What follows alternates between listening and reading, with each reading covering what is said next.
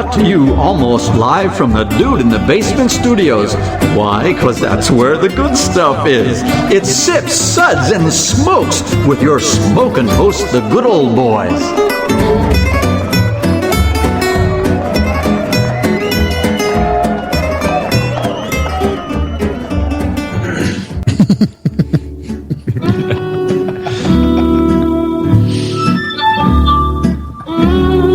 And now it's sippin' time. Oh, this is definitely sippin' time. Welcome to this Sips episode on Sips, Suds, and Smokes, where everything good in life is worth discussing. I have no idea how I'm going to control all this chaos with all of you. Just roll with it, man. I am glad that there's a lot of whiskey involved. This is good old boy Mike. Joining me here at the table is good old boy Miles. Woo. That's your hello. Yeah. Man, I'm excited. Can we get into the whiskey? We're going to get there soon. All of a sudden, his personality emerges. I know. Good old boy Rush. Hello. Good old Beast. That's his introduction. Good old boy Jason. Good to be here. And Made Man Bob. Always good to be here. Wow. I can't believe I got through the entire introduction without screwing up one name at least. So Stephen has a blog called Smoky Beast with hundreds of whiskey reviews, and Bob is joining us once again from the Bourbon Mafia. I know people. Both of which you can hear more about at the end of this show today.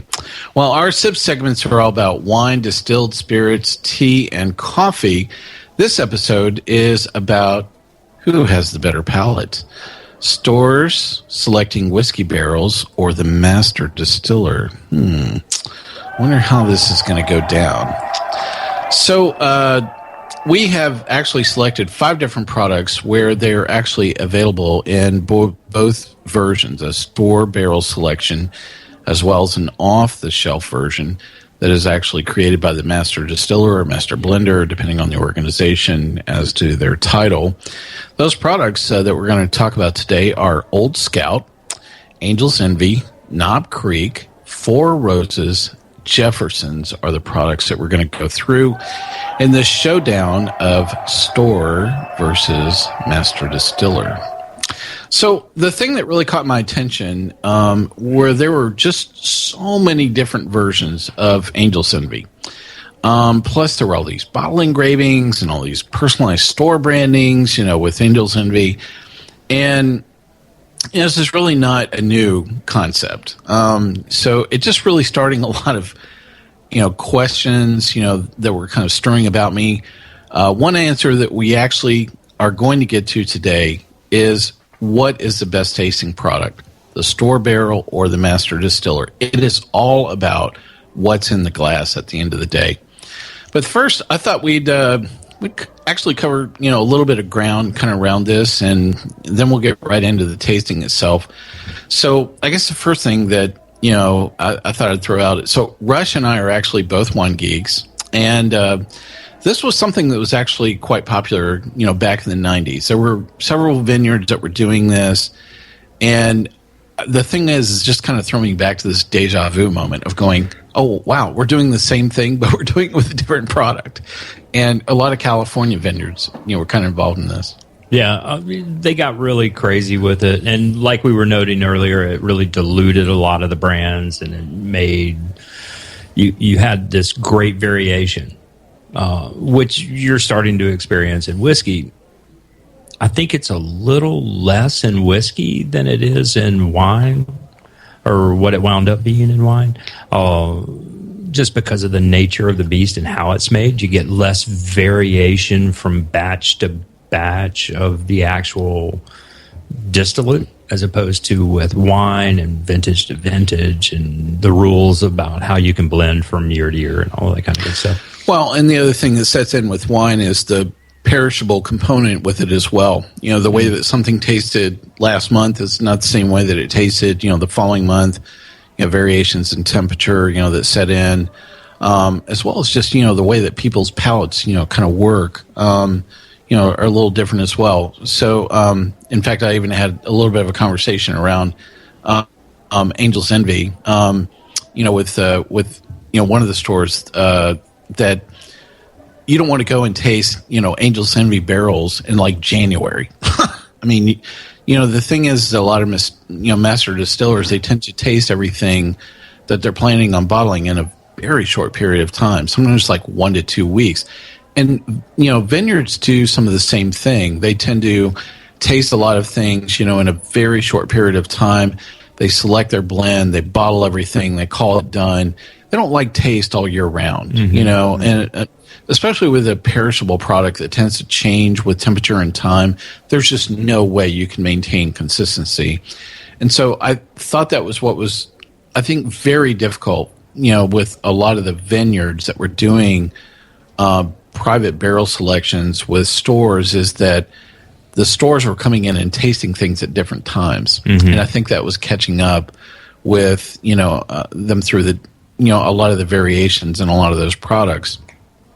And so I guess that's the thing that was just kind of setting in, is just this huge deja vu moment for the 90s going, oh, wow, this is happening again. It's just a completely different thing. Well, and wine is, especially in the 90s, despite the history, it was still sort of a new renaissance for wine. And so a lot of people didn't have a deep, palate, a deep appreciation of it outside of a select few. So what they picked on one year and then what they picked on the next year would be radically different. And, you just got into all that weirdness, and wine just doesn't lend itself as much.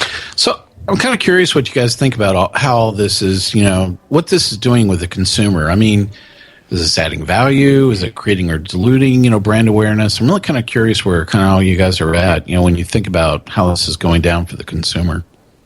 Anybody? Well, it's easier to deal with when you're dealing with whiskey, because whereas wine is a seasonal product and, one vintage is entirely different from the next one, the thing with whiskey is, they can literally fill 20 barrels on the exact same day, put those same 20 barrels in the exact same rickhouse, literally next to each other in a line, and number one will taste different from every single one in that 20.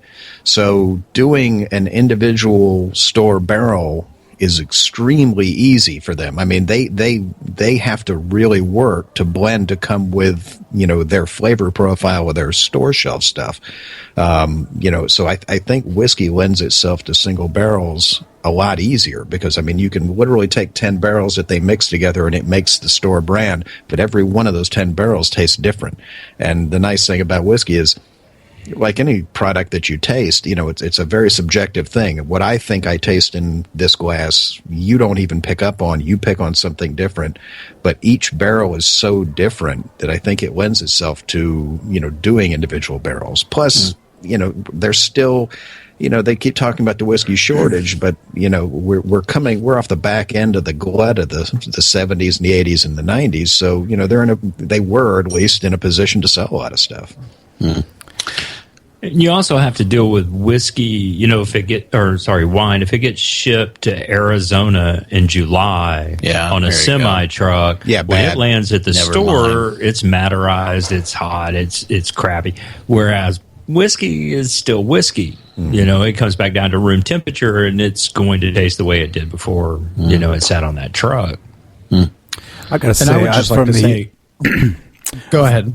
From the enthusiast consumer perspective, I'm all over this stuff. I mean, I see whiskey groups popping up, and being able to pick a barrel is just so much fun.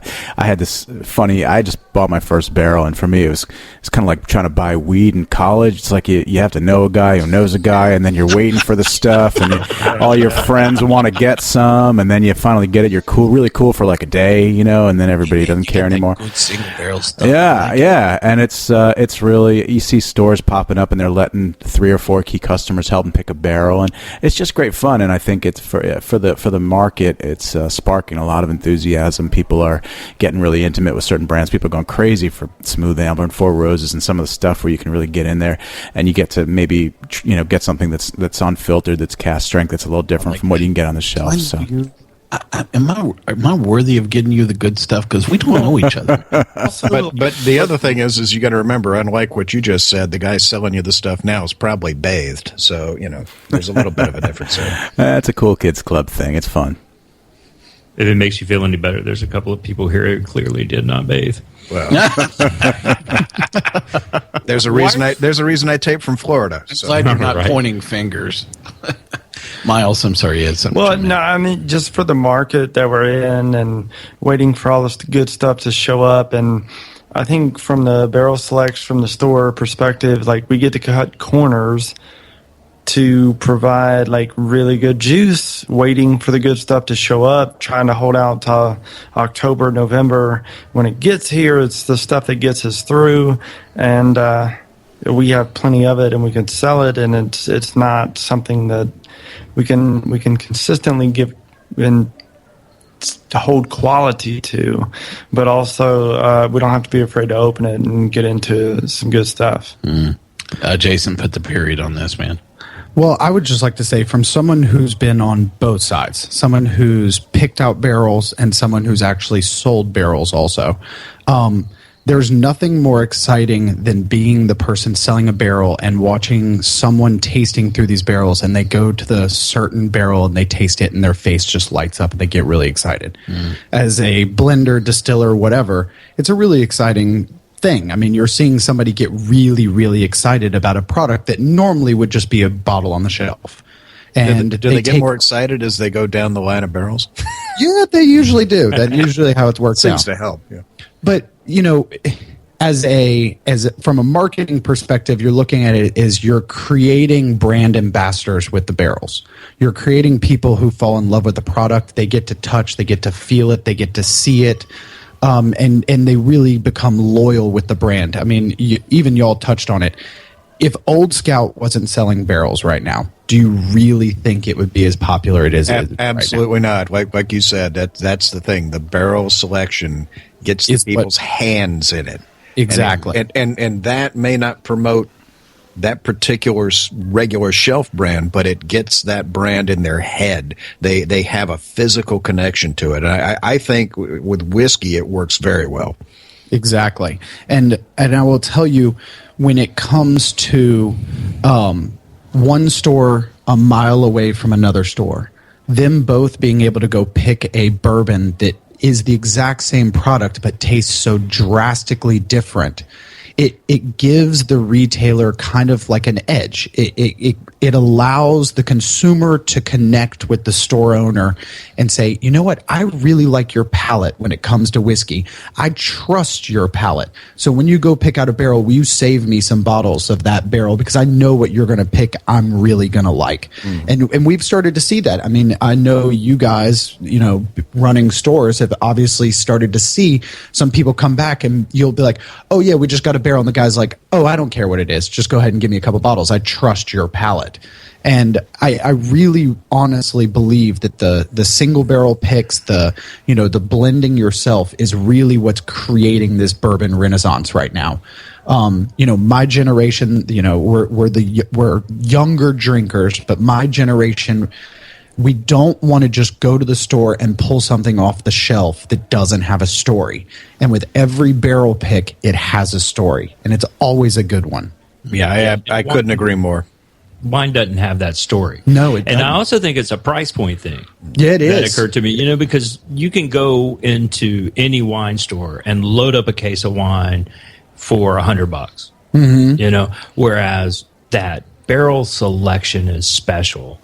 And so you can really justify the price, and you feel good about spending the money, and you feel like you've gotten value out of it. Yeah. As opposed to, here's Cocoa Bond or whatever brand for $9.99, but here's my barrel of brand X for $29.99. Right. And it's like, well, who cares? And don't even forget the fact that if you pick out a barrel of bourbon, usually that barrel in the store is a little less money-wise than the shelf price of the regular street bourbon.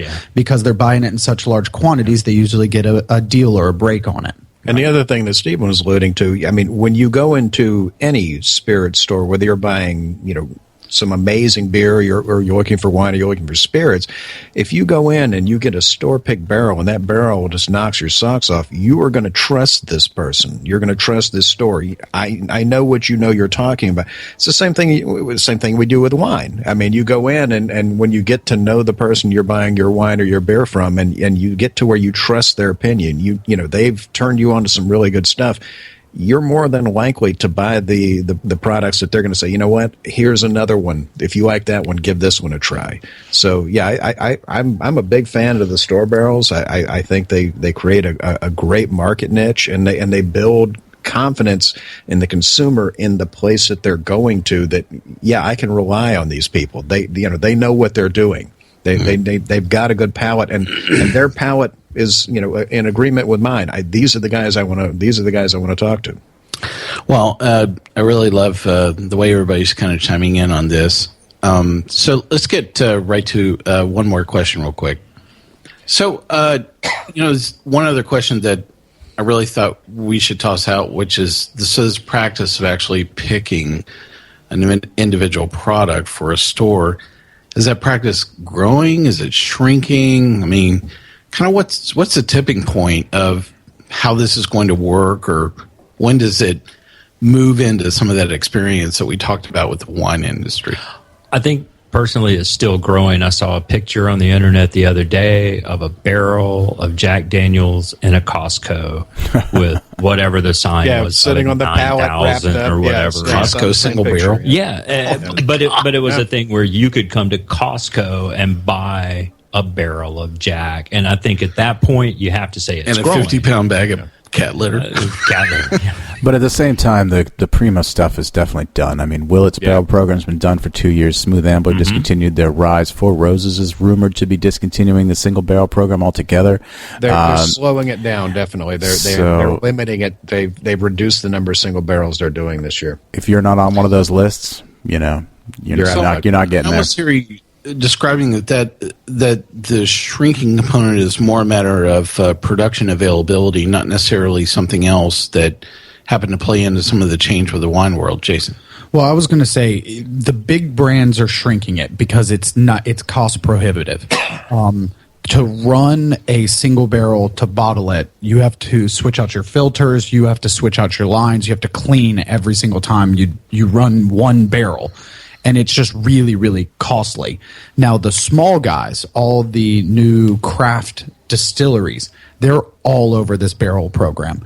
I mean, pretty much every craft brand that we sell right now, they all have a barrel program out right now. So much so that you could even today, go to a craft distillery and say, here, take my money. And they'll take it and they'll age the barrel for you for as long as you're willing to keep paying to age it for, so you could have your own aged whiskey for your own recipe. I know a lot of distilleries who will do that. So I think the category is growing. I just think the big guys are trying to slow it down because it's so costly. Now, Buffalo Trace doesn't seem like they're slowing it down. Angel's Envy doesn't seem like they're slowing it down. They're just kind of running out of great barrels to do as single barrels. So do you think it might be that it's because you're talking about big guys, but then maybe the bigger guys still have the inventory to do it? Maybe not the great barrels, but I don't think it's so much the size. I think it's the supply. The very new people, the very new craft distillers are trying to get as much product out as they can, and they'll sell whatever they can to get it out on the street as fast as they can. However they Jack can. Daniels probably has plenty of barrels. Yeah, Jack Daniels has plenty they can sell. Four Roses is reeling it in. Buffalo Trace is still doing it, but not to the degree they were. So I think it's more of a supply issue as opposed to a size issue. Right. Because, but getting to the supply issue, for why the stores do this, as the good stuff becomes more available, as this stuff grows in the next 5 years, as we get into more abundance of the stuff that we actually want and we're waiting for and that kind of stuff, I think this stuff slows down a bit as on the Four Roses scale and the Jefferson scale and on the upper echelon scale, not the guys getting into it, but like the guys that we all buy into to get their single barrels in and do barrel selects. I think as the good stuff becomes more readily available, I think the bigger stores back off some. Yeah.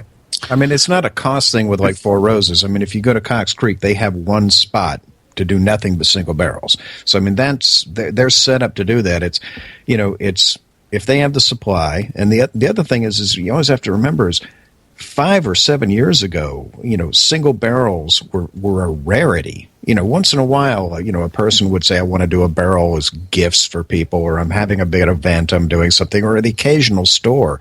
But, now there's so many stores out there trying to do it. They're all competing for barrels. And, there's only so much that even the big guys have. So, well, 5 or 7 years ago, you could get 12-year-old bourbon, no problem. And now all the 12-year-old bourbon is out. Oh, well, a few years ago, you could still get, various Van Winkles that were private bottled. I mean, that's just it. Easy. I mean, yeah. this started with in a convenience store in Tampa 8 years ago at 1 a.m, like it was on the closeout rack. Well, that's what this started with.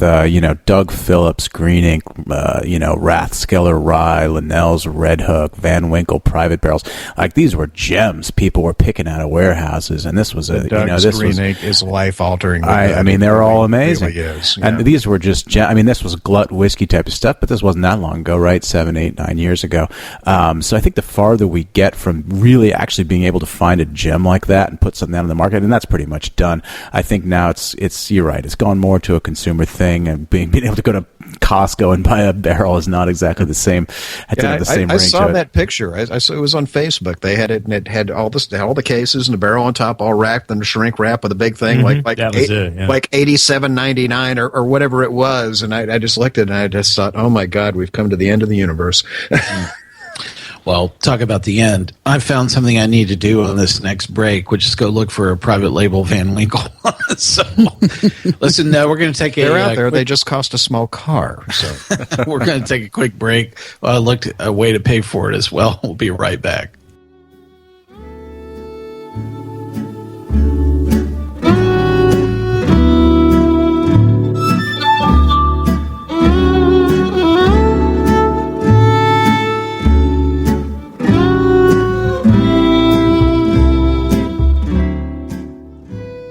Hey, welcome back to Sips, Suds, and Smokes. Today's episode is all about who has the better palate. The store selecting a private barrel selection or the master distiller or master blender at a lot of the producers of fine bourbon products.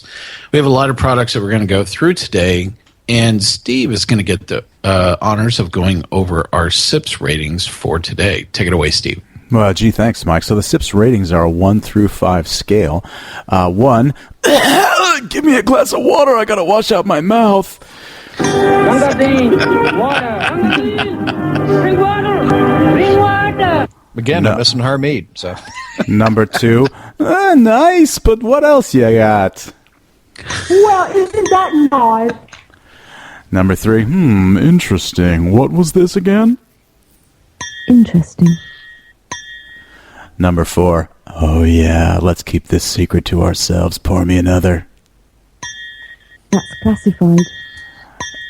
And finally, number 5, oh my, I was not aware anything could be this good.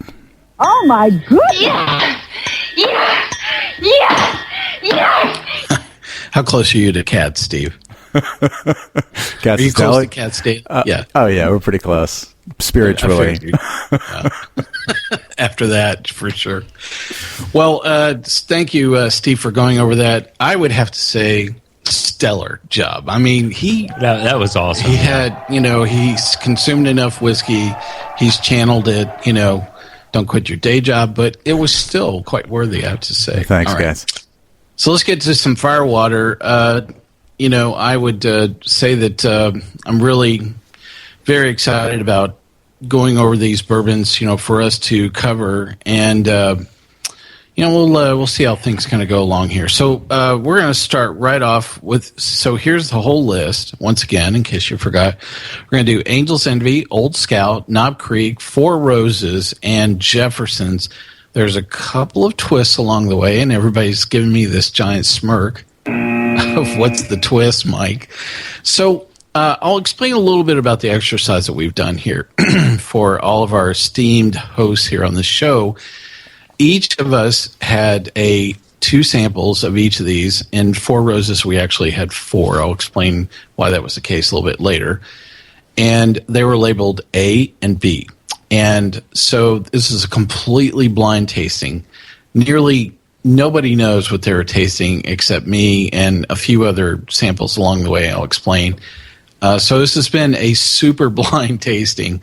It's not a double blind tasting because we knew what we were tasting, but you didn't know whether it was a store pick, barrel finish, or if it was a master distiller, master blender pick along the way.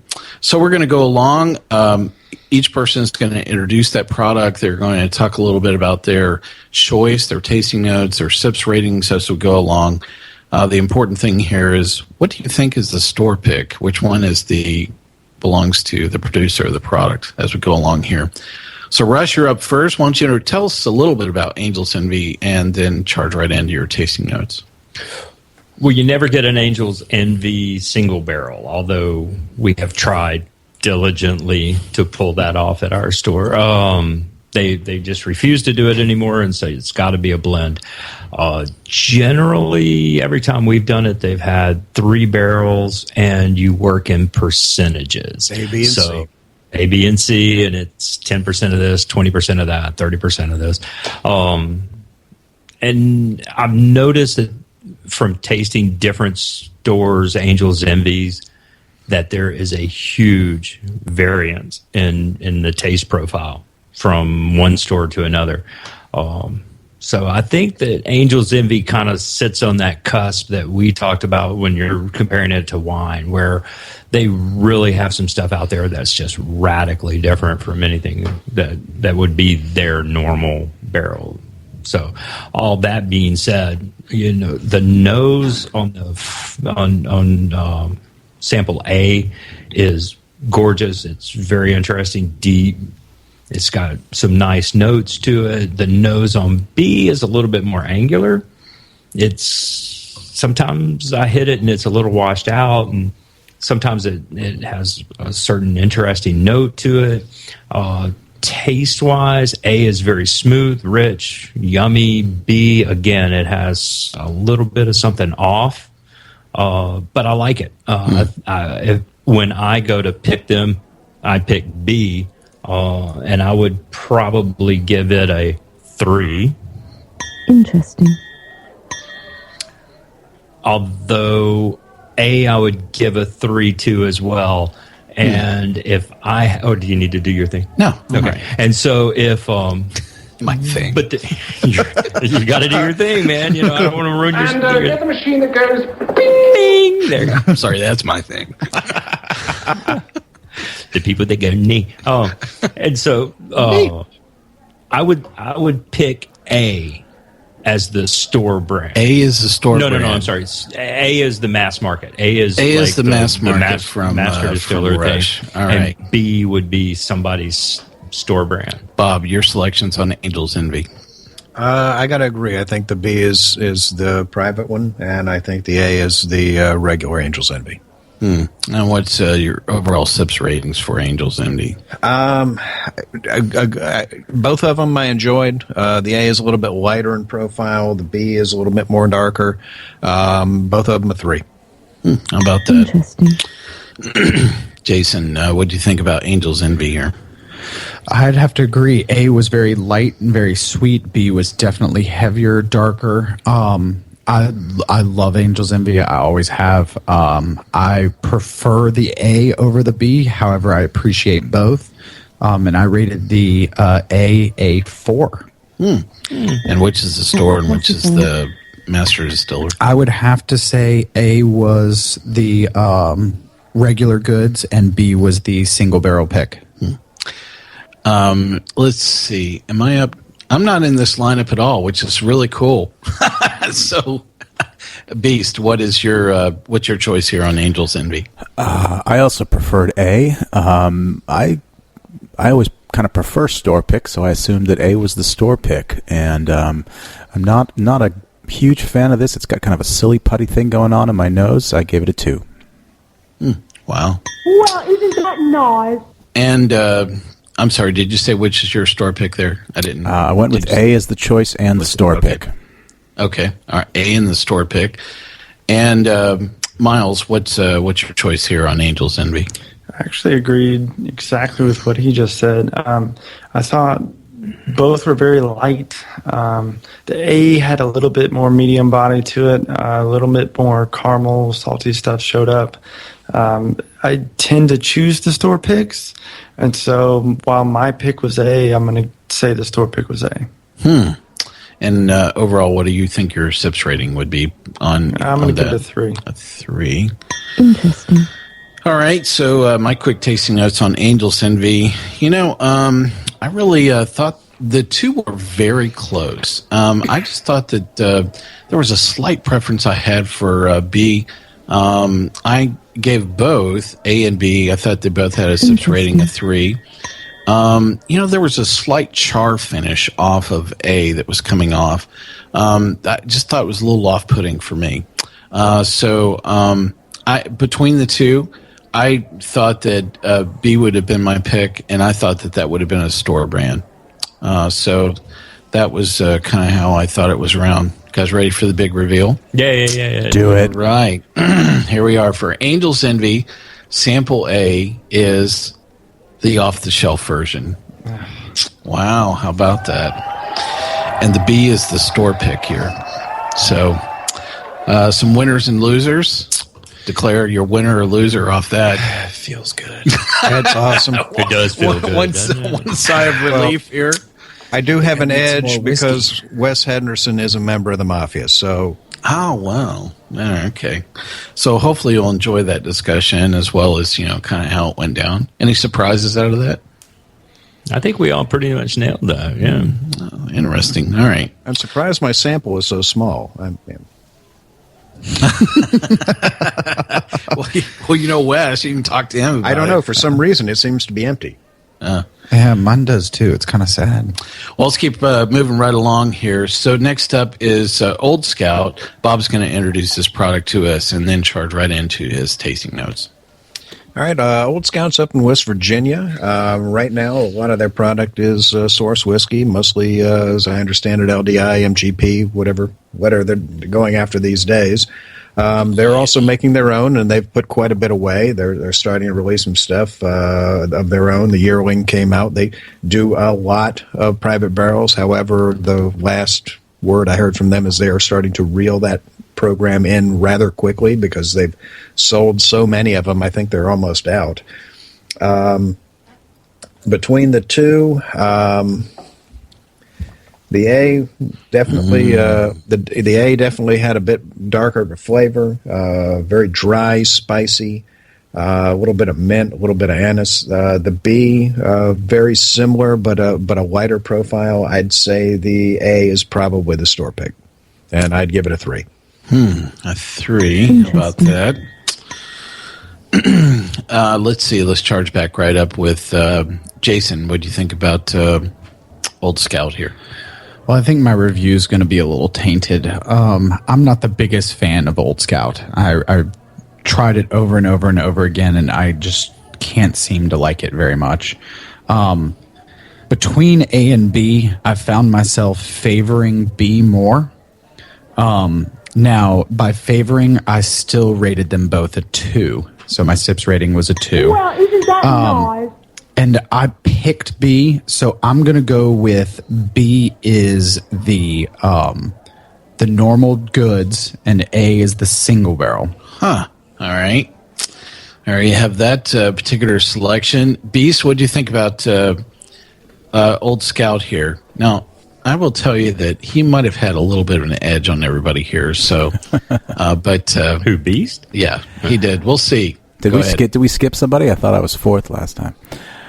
No, you're up. Okay. You're up for this. Yeah. So, what do you think about Old Scout? I love Old Scout. I don't know why, because obviously it's the same stuff that's everywhere, but they don't mess it up. They bottle it at high proof. They don't filter it. I think it's delicious. I like both of them.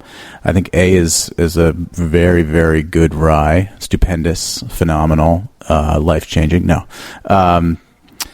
And I went with A, figuring that that's stellar, and figuring that that's the store pick, obviously. You think that's the store pick is A? Correct. Okay. And what's your overall sips rating for either one? I'm giving A 4. Okay. That's classified. And any difference in B? Or they're both 4s? I would give B a 3. B a 3. How about that? Miles, what do you think about Old Scout here? I really agreed with the initial review where the A was darker and spicier and it's really bold rye note, where B showed up a little lighter, a little bit more mellow corn in it. I chose A. I choose A to be the store pick. I give it rating about a 2. A 2. Well, isn't that nice? Interesting. Rush, what do you think about Old Scout?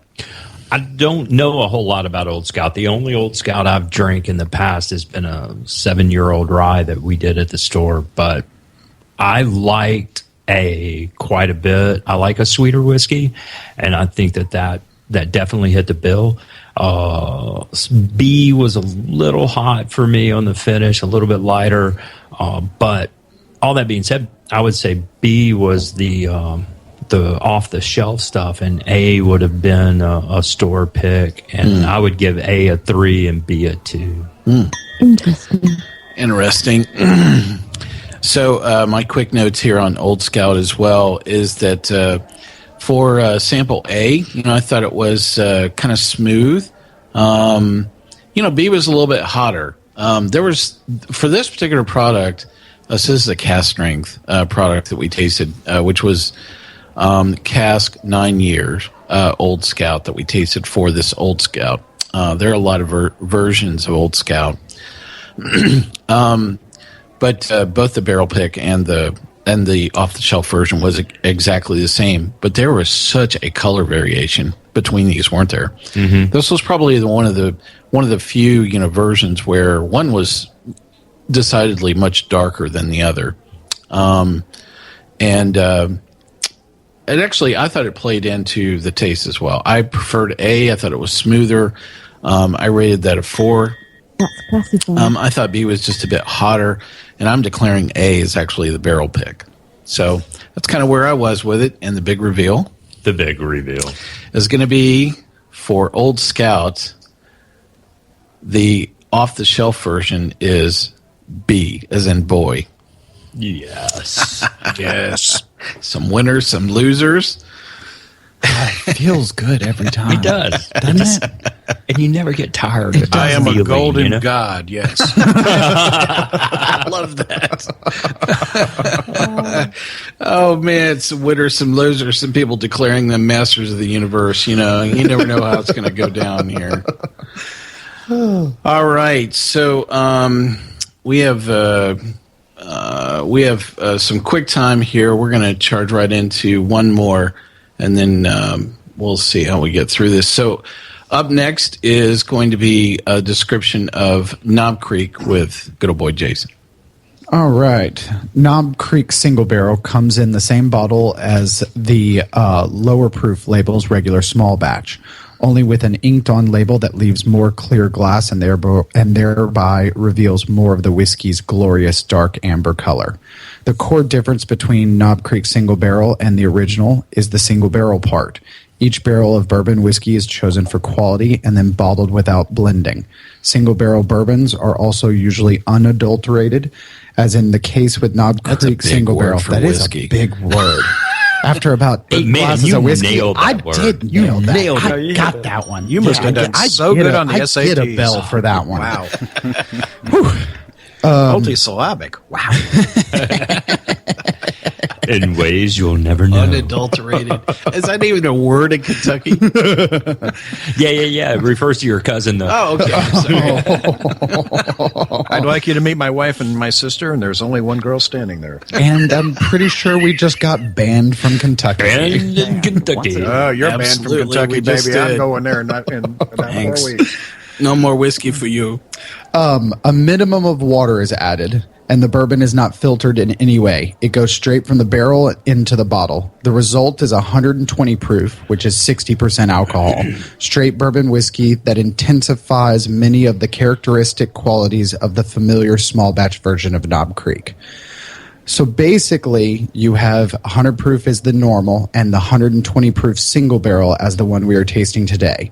Personally, I prefer Booker's over the Knob Creek single barrel 120 if I'm going to pick a cash strength Jim Beam product. However, I do believe that Knob Creek single barrel is slightly better than regular Knob Creek. Interesting. I concur. So, I'm just confused when he said the word normal, and we're all still in the room. So, all right. So your selection between A and B for Knob Creek here. So I selected. So this is tough for me. So I've had great single barrel picks of Knob Creek, and I've had really bad ones. So I chose B as my favorite one, thinking that also B was the store pick.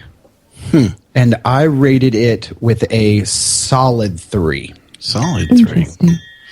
It is interesting. very interesting. I just can't get through this with a straight face. Yeah, you should see this poor guy, man. Don't, He's yeah, about just there's no way. He looks like he just got the cowbell and the chicken We wing. banned. You guys are never going to drink with me ever again. Beast, what did you think about Knob Creek here? Not a great fan of Knob Creek. This really takes me back to, when you get your first baseball mitt and you take it home and you put a ball in it and wrap it up in rubber bands, and you get this stuff called tanner oil. You kind of squirt it all over it, and it kind of smells like WD-40 and hand lotion. That's kind of what I get off of Knob Creek mostly. I went with A. That was rough. That was Really rough. What you do in the privacy of your own home with your Tannerol and your bottle of lotion is your own business. Now it's public I can already knowledge. see the greeting for him, when he gets, It is sentimental. I'll give you that. Welcome here. Neither is your can. Freddie's going to tell you to leave your baseball glove at home. You and your baseball glove ain't coming in here, boy. when you cross over into Kentucky, if some car pulls in behind you, just We'll offer you refuge. head back to Tennessee. We got right. your back. Maybe we should go back to New York. I don't know. I gave B a 1. Didn't think it was drinkable. I liked. And what did you think was the store and brand? I gave A 2. I'm guessing that A is the store brand, and tasted a little richer, maybe a little more handpicked, and I gave that a 2. So I went with A as both my choice and the store pick. Interesting. Even more fascinating. Let's see. Up next is Miles with his discussion of Knob Creek here. I thought that B was a little better balanced. It was A led with what you know about Knob Creek. There was some smoke. There's some hint of caramel. The punch gets you right in the center. But I thought B was just a little softer. So with that, I'm going to say B was the store select. And with a rating of a 2. A 2. Well, isn't that All nice? right. Rush, what do you think about Knob Creek here? I would have to agree with most everybody else. I'm not the biggest Knob Creek fan, but given these two, I liked A better than I did B. But I can pick. We'll say A was the store pick and B was off the shelf. But I'm just picking. Interesting. Well, so with Knob Creek, I'm sorry, what's your Sips rating on either of those? I'd give them both a 2. A 2. All right. So Well, I need isn't to that nice? dash off here rather quickly. Well, my quick notes here on Knob Creek are, I thought that both of them were kind of smoky. They were both very rye heavy, kind of spicy. I don't know that I really had a preference over one over the other. I would rate them a 2. Well, isn't that nice? And I'm splitting hairs. So we had an interesting problem with this particular product. So I feel a twist coming. there's a twist coming on. I think I realized this twist earlier. I'm just saying. So for 2 of you, for Beast and Bob, the off-the-shelf version is A. Wah, wah. I was right. And for the rest of you, they are all exactly the same. A and B are exactly the same whiskey. Really? Yes. Interesting. So there was a slight variation here in some of the products. Now, when you say same whiskey, were they the same whiskey off the shelf or the same whiskey store pick? They were. That's important. They were the same off-the-shelf pick. And Wow. so there was a little problem here with samples. Let me explain a little bit of this before we cut out the break. So it was my fault. And I actually picked up the Knob Creek small batch as opposed to the Knob Creek single barrel. So the store provided a single barrel version. The off-the-shelf version I picked was the small batch. So you guys were tasting small batch against single barrel. For those of you that had the variability, for those of you that are here in the room, you all tasted the small batch. And it was exactly the same. And the exact same. Exact same bottle, exact same juice all the way around. Well, it shows too that choosing B, having had A, tasting it a second First. later, you're like, oh, well, that one's softer. You've already been introduced to it, so that would seem softer. So, But I would like to say out when tasting, I called out this small batch thing. I was like, this seems lower proof than the normal. It's interesting to me. I think it is. Yes, you're right. The single barrel is 120 proof, I believe, And a lot spicier. and the off-the-shelf small batch is 100 proof. Yeah. So you get an A for your really BS answer, but good luck. You still have. but I still picked get a C because I picked because you between the picked two. between the two. Well, the store pick was definitely darker, and it had a more drying, almost chalky mouth coating feel to it. So there was a big difference in the ones I had. So Oh, that was my stump the chump moments right there. So, well, interesting as we're going along here. We're going to take a quick break here. I'm going to try to seek some neutral refuge so people will still drink with me. We'll be right back in just a minute.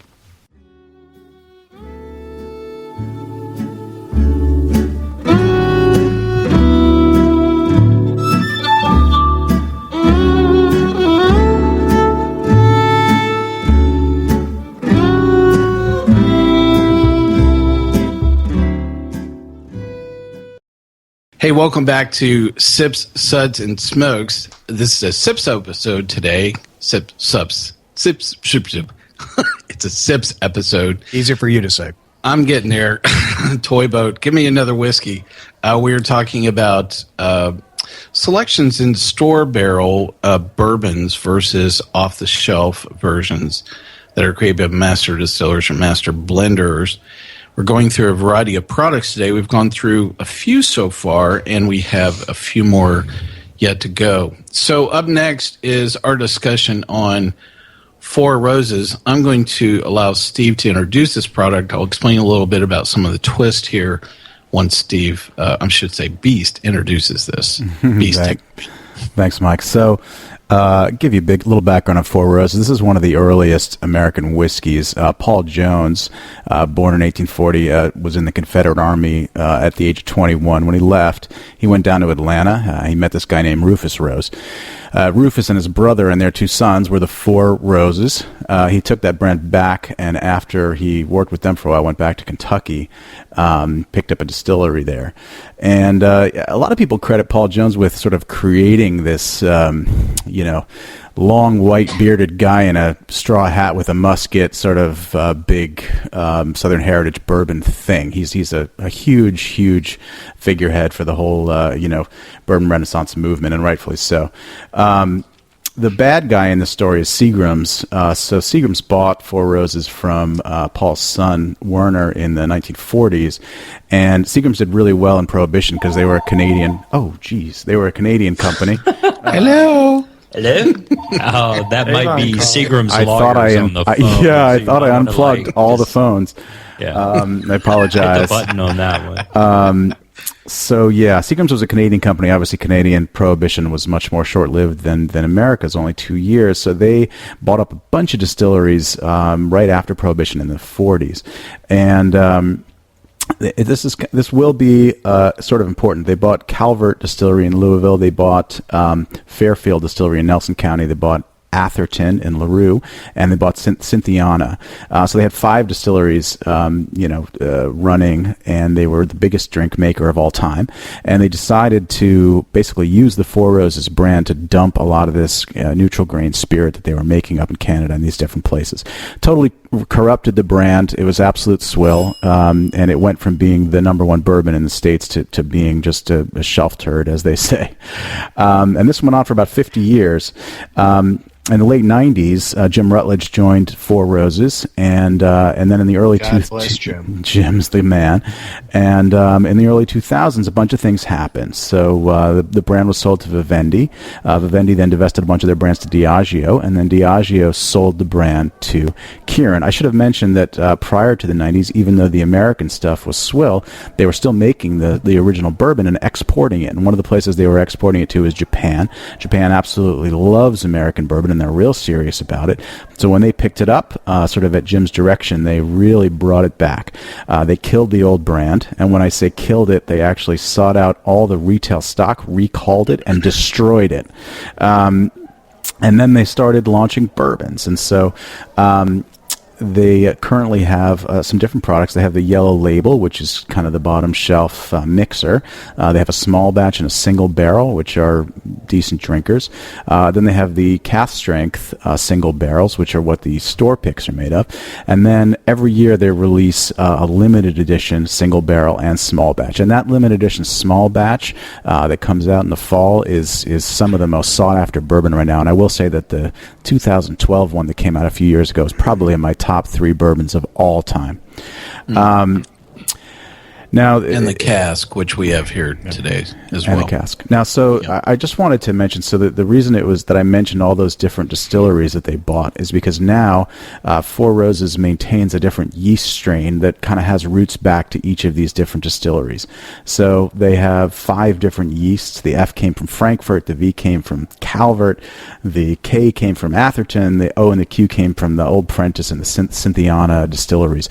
And this is what makes Four Roses a really cool barrel choice, because they take these 5 yeasts, they have these 2 different mash bills. One of them is a low high corn low rye, and one of them is a low corn high rye mash bill. So they have 10 different formulas that they can make bourbon out of. So if you're picking a Four Roses barrel, you can sort of get familiar with these. It's actually a really cool thing at either Liquor Barn or Party Store or Binny's in Chicago. They'll sell cask strength versions of all 10 different recipes, and you can buy these. It's a great excuse to spend about $600-700 on bourbon for your wife, and it's a fun little collection to have. And you can taste all the different recipes and get familiar with them and figure out which one you like. And then when you go pick a barrel, you can taste 3 or 4 barrels from that particular recipe, and it's a real good time. So that's my story on Four Roses. Now, here's where I go drastically wrong, and I'm going to try and say that A and D are the high rye, the OB bottles, and B and C are the high corn OE bottles. I'm guessing I'm going to totally screw that up. I tend to like the spicier, sort of big, full flavor ones, so I'm going to go with A and D as my favorites. And I'm going to say A is my number 1, D is my number 2, and then B and C is my 3 and 4. I know that the limited edition one is a low rye high corn, so I'm guessing that's B or C, and I'm guessing that A is a store pick. Interesting. And your overall, if you had to describe some of your SIPS ratings, these are 4 different products, and I'm not going to trap everybody down. If you had to pick a SIPS rating overall. I really liked A. I gave A a 4. 4, how about that? That's classified. And So let's charge right in with Miles. What do you think about Four Roses here? Well, I appreciate you not trapping all of us down with some weird, quirky plan. There's a little bit of a twist. Yeah, here. well, not a whole lot. So whatever. There's a plan, really? They're not They're really. all the same whiskey again. Actually, this is all Evan Williams. Yep. Absolutely. That's my evil plan right there. Congratulations, Totally you've all right. tasted Rebel Yell. Oh yes, that's totally it. I'm going with D, and I'm going to give it a sips rating of a 3. I thought it was the better balanced of the 3. Really? Interesting. So, are you declaring that a store or an off-the-shelf brand? I'm going to say that's going to be a shelf. Okay, you're going to say that's a shelf, off-the-shelf version of Four Roses out of the 4. All right. Let's see. Next up is going to be Rush with Four Roses. I am biased. I like Four Roses quite a lot. A was my pick before I ever tasted them. Stuck my nose in it, fell in love with it. I still think it's the best one that I've had out of everything today. I think that would have been a barrel pick. Wait a minute. He's writing me a note. I've been called a word that I think George Carlin would not approve of me using on the radio. Definitely one of the 7 no words. Right, We're right. not going to say. So we on the won't say radio. that. Please continue. Thank you. I was Thanks. interested that you were doing well. You're so cute. So A would definitely be my pick. Although C came in a real close second for me. The nose on A is what won it out, and overall, I would give the Four Roses a 4. 4 for overall, and you're picking which number and what is it? Say again. These were letters. We were working with a numeric. I know. What's your pick? Overall, A. A And you're overall. saying it's a store or Barrel. off the shelf. It's a barrel. It's a Okay. barrel. It's a store. It's a pick. barrel pick. All right. And next up is going to be Bob. And I'll further predict that it's a birthday. Interesting. Who said that? Definitely, Where'd that come from? definitely not that word. I've got some feedback. Holy on that. I don't know cow. what- Yeah, there was like It's a problem in post-production editing. Bob, your picks on Four Roses. I'm also a huge lover of Four Roses. I've met Jim on a lot of occasions. He's a hell of a guy. He did an amazing job, and like you guys alluded to, they were still shipping good Four Roses to Japan when we were getting the crap. I mean the Platinum Premium that they only sell in Japan. They literally don't even bottle it. They put it in totes and ship it to Japan, and they bottle it at the Kirin Beer Distillery. I've got a couple of bottles that way around. This stuff is awesome. Some of that as well. I agree. Going through these, again, I got A and D are my 2 picks as the store picks. Attaboy. And A, I think, is the clear winner, and I'd give them a 4. Wow. One other thing about Four Roses, if you remember your history books, that picture of the sailor kissing the nurse at the end of World War II in Times Square that everybody's seen, if you look over his shoulder at the billboards there in Times Square, the very top ad is an ad for Four Roses bourbon. Interesting. Supposedly just slapped him right after that kiss. Yeah, but he got it. yeah, but he was offering Evan Williams. Jason, your discussion here on Four Roses. Okay, so I agree with A. I think A is definitely a store pick. It's very, very interesting. I mean, I think my first reaction was, whoa, something weird is going on in this bottle. Personally, though, I think C is the best one. And I'm going to go with, I think C is a special edition. And the reason why is it's super heavy, super spicy. And that's going to be my guess. B and D fell a little flat, but now he's over here laughing, so I think I'm completely wrong. Well, at least you're in good company. Yeah, you know, right? whatever. At least the whiskey was free, right? Right, exactly. And there were those cold cuts, you know, and the cheese. Yeah, wild card. C was George Dickel, so it wasn't even. The wild card is Dickel. You've all been drinking Jack Daniels the whole time. Yeah, I like that. That's perfect. Fireball. Welcome to Rebel Yell. Hey, wait a minute. Who's cursing? I heard Fireball. All right, so C sips rating of 4. And that you're declaring it And a I will store or say, barrel pick. I'm claiming that that's a store special edition. Okay, all right. Not a barrel pick. But I will say, I give A 4 also just for being so unique. Interesting. Well, so my quick rundown of Four Roses is A, I wrote down it was kind of hot. I thought it was a shelf pick. I thought B was a barrel pick. C, I thought was something that was very different than everything else. And D, I thought it was also a barrel pick, but it was my second choice. So that's kind of it. So A, I'm declaring off the shelf. B and D are my barrel picks, and C is the odd duck. So a little bit about why there are 4 here. So we have 1 off the shelf. We have 2 store picks of single barrel. And we have a 2014 cask version in this lineup of Four Roses, which aligns directly with the same year that most of the barrel selections were made as well. So the big reveal on this is that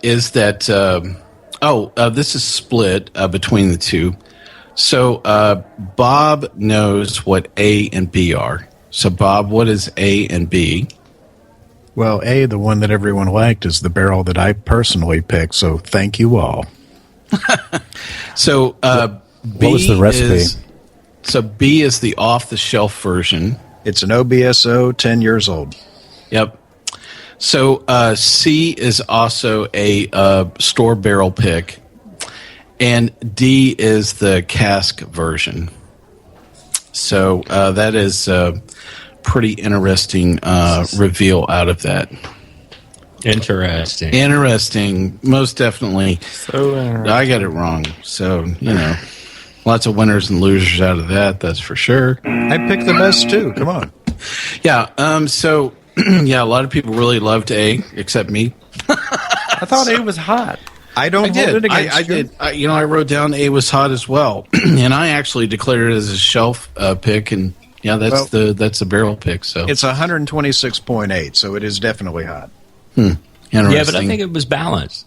It was balanced. There was just something about it that was super unique, and that's why I liked it. It was the nose. You know, the balance. It had that almost like a grassy hay. Yeah, it was a little bit of an oats taste to it. Almost, I don't know, something about it that was really interesting. And then with A and C being the barrel picks, I'm sorry, I actually screwed something up here on the reveal. So, here we go.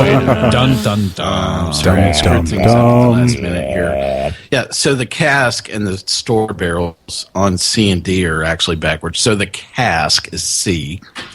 And D is actually a store barrel pick. So C is the point out that C is makes me right. That makes you right. That makes me right, and it feels so good.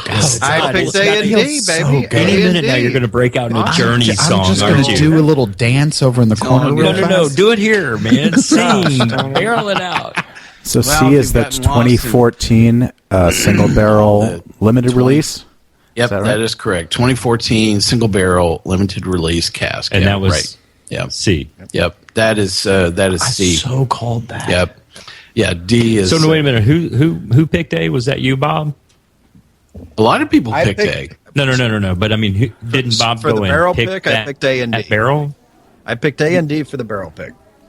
Yeah. So, and they're drastically different. Those were good picks. Yep. But, I've been to Four Roses and done barrel picks, and they are. I mean, it's just so cool. You'll have the 9 or whatever barrel sitting there, and it's just the last time that we went, we wound up buying 4 barrels because they're so different. We couldn't come to terms with any of them, so it was like, well, let's just buy 4.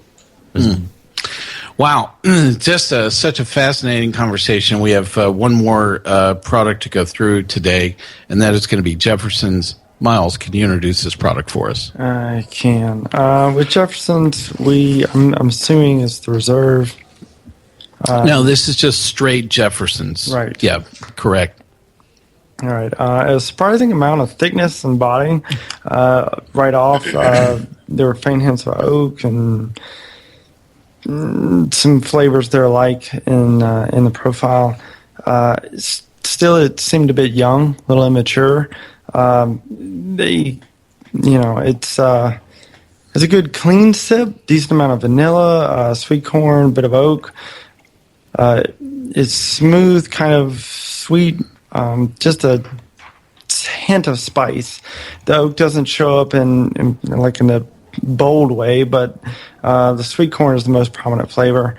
It's a really this is sweet spice, like cinnamon, clove, intricacy. It seems to be more like a one-trick pony. So, what's your overall sips ratings for Jefferson's? I give it I'm going to choose B. Okay. And I'm going to give it a 3. A 3. Interesting. I didn't even have to use vulgarity. And you're declaring, I'm sorry, what is the store brand you're going after here? Was A or B? I'm going to say the store's A. The store is A, he says. All right. Let's see. Up next is going to be Rush with talking about Jefferson's here.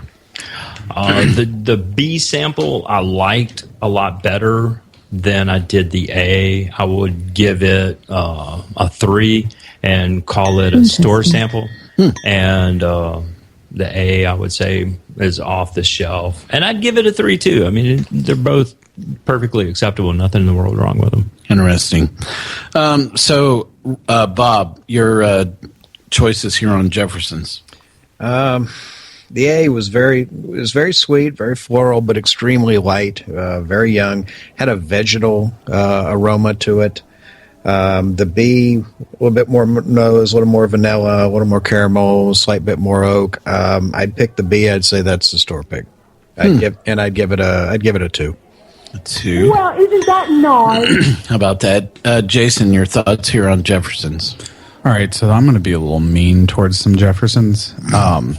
I honestly could barely tell a difference between these two. I thought they both fell flat. I think they're both very boring. I think they're both very light. Amen, brother. Amen. I gave them a rating of a 1 for being as boring as possible. They just need some time on the water. Yeah, it needs. Oh, yeah. Honestly, I'm totally guessing here. I'm going with A as a store pick, but I honestly, I've tried a bunch of store picks at Jefferson's, and you can't tell a darn difference between the two. So yeah, A is the store pick. A is a store pick, he says. Interesting. Beast, how about your choices here for Jefferson's? Yeah, I have to agree. Actually, when we were warming up, I said the same thing to you. I couldn't tell the difference at all. I gave them both a 2. It's not swill, but I'm not going back for more. I guess nosing them right now after 40 minutes in the glass, I guess I can tell them. I guess A, maybe. I prefer a tiny bit, although, I'm not a fan. I guess maybe A is the store pick. Interesting. So, I have to say I'm with Jason on this. It's a full contest to the bottom. Please, there's no rush. Wait a minute. What do you mean there's no rush? No, I meant.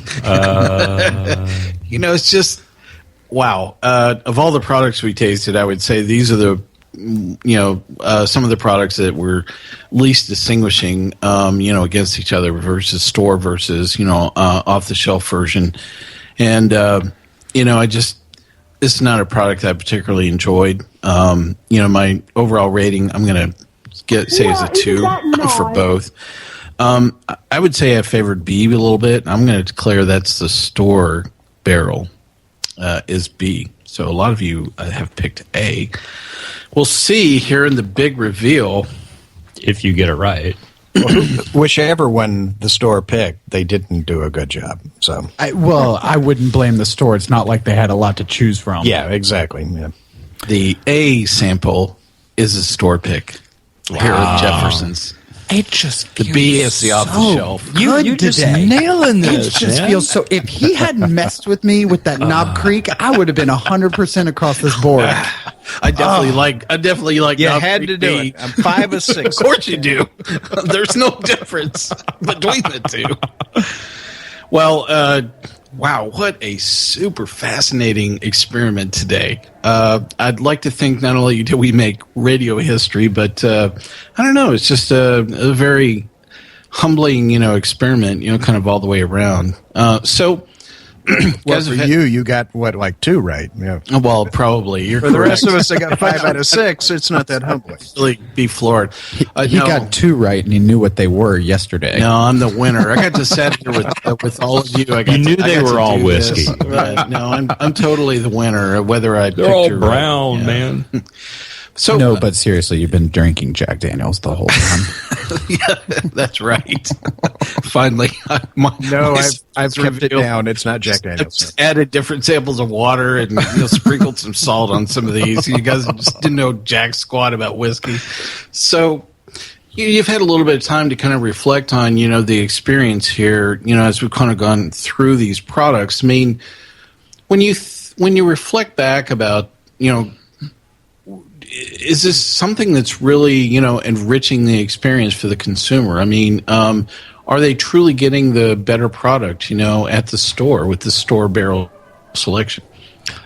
That's a relative or a subjective question. Absolutely, yeah. Are they getting something better or are they getting something unique? Different, yeah. Mm-hmm. And at the end of the day, which gives more value to the customer? How many did Rush get right? Well, I think I got them all right, but one. I missed the Jeffersons. And The only one I missed was Jefferson's. They were so similar. I mean, literally, it was just a crapshoot on that one. You know what I mean? I see your point. It's like people come in all the time and they'll ask, well, what's the best wine? Yeah. Well, I don't know. I mean, what do you like to drink? The one with the highest profit margin. Right, that's the best one from my point of view. But Exactly. I mean, what, and it's like, people come in and tell me all the time, I like a great big full-bodied, red wine, and it's like, oh yeah, great. Like what? White Zinfandel. Wait a minute, you missed it. So it's the same thing with the whiskey. So which one is really better? It's so subjective. It doesn't matter. You can't keep a barrel in stock. Beast, what do you think about this exercise today? I guess I don't really understand if it's not a single barrel that's somewhat identifiable, what the point is. That's kind of my takeaway. I mean, if Four Roses is a great example of how cool this can be and how you can look at all the recipes and the ages and that sort of thing. I think Smooth Amblers is very interesting. You get barrel numbers, you get different, very, very different expressions. In the Knob Creek and the Angels Envy and the Jeffersons, for me, I didn't feel that really wide divergence in flavors. There's not really a lot of information we're getting about, is this a barrel? What are we exactly picking here? So I think that was the big difference for me, is that I thought it was very cool in certain cases. In other cases, it seemed kind of like a wash, to be honest. Interesting. Well, may I interject? Quick. How many whiskeys the 6 of us drink a week or a month compared to your average person? Hang on, let me walks mute in? my microphone. I mean, you don't have to answer that question. No need doing. But you know what I'm saying? Senator, I have honestly, no recollection whatsoever. when we talk about That's true. Jefferson's being very similar, well, we have a huge palate to pull from and a huge, taste memory I mean, that we yeah, pull there are a from. lot of- Whereas your average person that walks in off the street is going to buy maybe 10, 12 bottles of whiskey a year. Yeah, I mow through 20 samples a week. I don't buy that. I don't buy that, my friend. Easy. Yeah. I Who pour doesn't buy that? I don't buy that. I poured Four Roses for my babysitter the other day, and I gave her one of the high rise and one of the low rise, and I mean, her face was lit up in two different complete directions. I mean, I've never believed that. I mean, sure, you can work on your palate, but I think that if it doesn't taste different to your average everyday person, then I think there's not a huge point. Why is he getting the babysitter drunk? What is he trying to do? I think I saw that movie. I'm pretty sure I saw that movie. Senator said, "Do you want to revise the manual statement?" I'm not arguing. Ow, ow. Yeah. They wouldn't know the difference in quality. I was just arguing the fact that, where we really pick hairs about Jeffersons, your average customer may never have the regular Jeffersons. Sure. They only have the experience that you sell them, so that's the only frame of reference that they'll have. But to that extent, what I keep saying is, we're in this time in bourbon that we're waiting for the good stuff to come out. We're all in this big waiting period for Elmer Tea, or everything's gotten so exclusive that you can't get it, and you're just waiting, and you're trying to find something to bide your time. So our barrel, selects worth it? Yeah, because we've got good quality stuff being selected that'll bide our time to when the good stuff gets here. Bob, what do you think about this experiment today? Well, I mean, you got to also remember when you're dealing with the store picks, when you're dealing with this regular shelf stuff. I mean, they're pitching to everyone.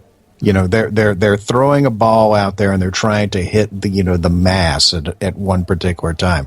Whereas a store pick is exactly that. It's a subjective thing. So, more often than not, at least in my experience, and the few bottles I've had,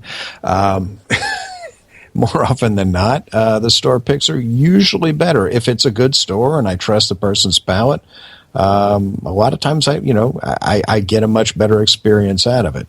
That being said, there's nothing wrong with the shelf brands. I mean, that's the thing that gets you there to even try that shelf pick. So. Well, I don't know that I've really formed a completely fully educated opinion about the whole exercise, other than, wow, this was a lot of fun. I really don't know how it's going to play out for the consumer. I think, if anything, in some cases I appreciate the variation, and in some cases I don't. And I think that if anything, this has reinforced a lot of what I tell people, that if you have the opportunity of tasting before you buy, do it. I think that at the end of the day, the only thing that really matters is what is good for your palate. And if it's going to be your money that's laid on the table to buy that product and you have the chance to try it before you buy it, do it. So same advice goes for marriage. Here.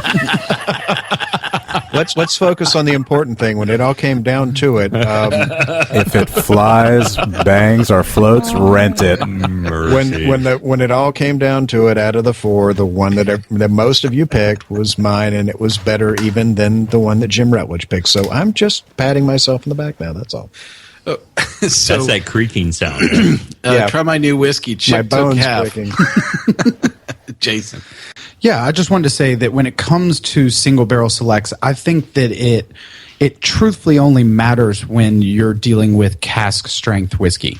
I think that when you have high proof whiskey, you can actually taste a drastic difference when it comes barrel to barrel. Unlike, like the Jeffersons where we tried, where it's a lower proof whiskey, something at, 85, 90 proof.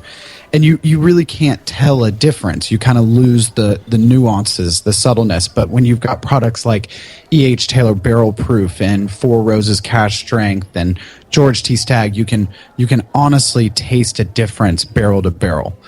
And, when it comes to stores selecting barrels, I can personally say that I've probably picked out anywhere between 50 and 70-ish barrels, either with stores or by myself. And it's an experience, and it's a wonderful experience. I mean, some of these distilleries have tailored this experience, and it truthfully, I can honestly tell you without a doubt, what got me into bourbon, what got me from drinking, Buffalo Trace, Maker's Mark, the run-of-the-mill stuff, up to the next level was selecting barrels. It really was. It was the first time that I went up to Buffalo Trace and I picked out a barrel of Eagle Rare with another store, and I got to taste Eagle Rare straight out of the barrel at cash strength, and I went, oh my God, this stuff is so good. And then we went to the next barrel and I was like, wait, this was the same whiskey, but this is so good, but it tastes so different, and it's the exact same stuff.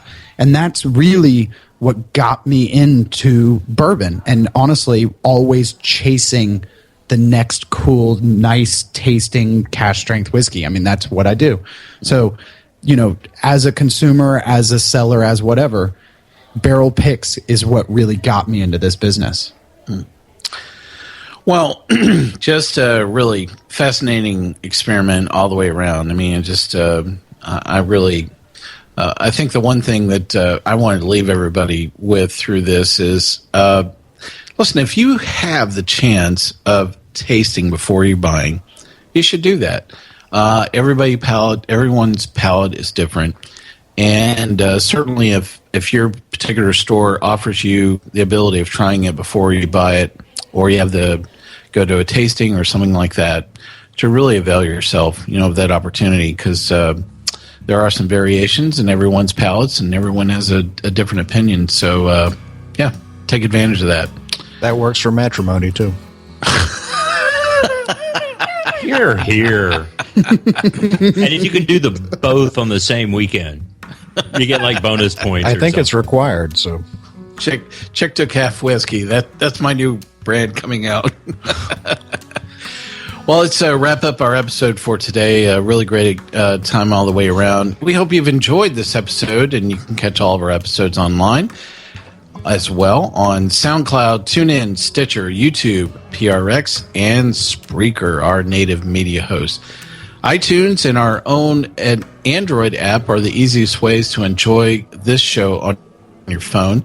Just search for Sips, Suds, and Smokes on iTunes or in the Google Play Store.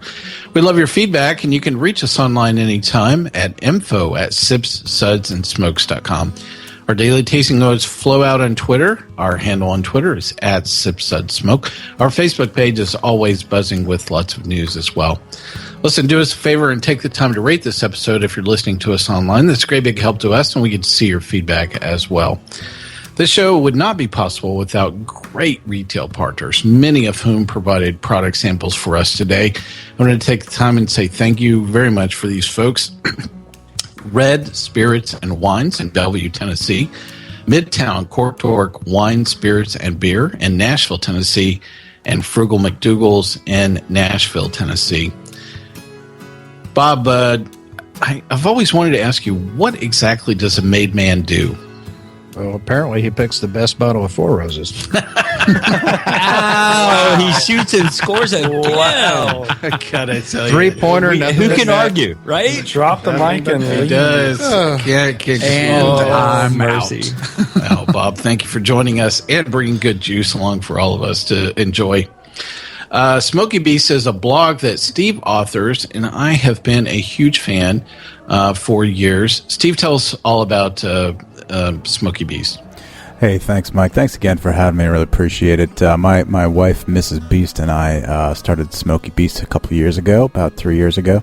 And we just do weekly reviews, interviews, interesting information. We try to keep it fun. We don't consider ourselves experts, and we like to have a good time. So if anybody wants to read along at smokybeast.com, please come join us. And we look forward to doing this again. Absolutely. It's been a real pleasure having everyone here at the table. Miles, thank you for joining us today. Thank you so much for having me. Good time. Good old boy Rush, thank you for being here once again. Mike, after that last time, just to have this second opportunity, I'm so humbled. Thank you so much. Your check cleared, man. You're good. Perfect. I'm just impressed with any man who can call his wife Mrs. Beast and not get killed. Right. I was Chick wondering- took half. And That's she all I got drinks to say. whiskey. I mean, how do you score? That's why she's drinking whiskey. Good old boy Jason, always a pleasure to have you here. Thanks for having me. Well, this is good old boy Mike asking you to join us once again and keep on sipping.